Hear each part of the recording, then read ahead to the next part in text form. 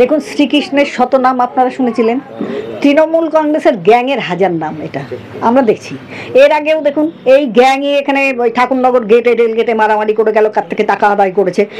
ওদের একটা সিম্বল দেখবেন, একটা চেন রাখে, চেনটাকে ছিঁড়ে নিয়েই বলে আমাকে লুট করতে এসেছিল, এরকম করে ওরা এরকমভাবে করছে। আর এই জায়গা কিন্তু খুব ঠান্ডা জায়গা, ডাবগ্রাম ফুলবাড়িতে কোনোদিন নোংরামো হয়নি, কোনোদিন মারামারি হয়নি, যে যার মতো যেরকম ইচ্ছে পার্টি করে, এখানে পার্টি নিয়ে কোনো গণ্ডগোল হয় না।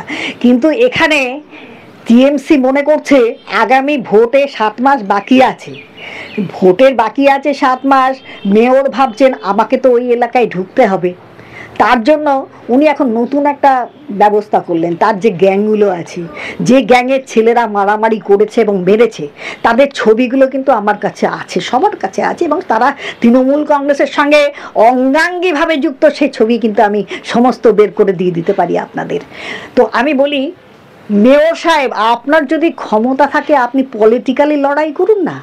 আপনি সাধারণ মানুষগুলোকে কেন মারছেন?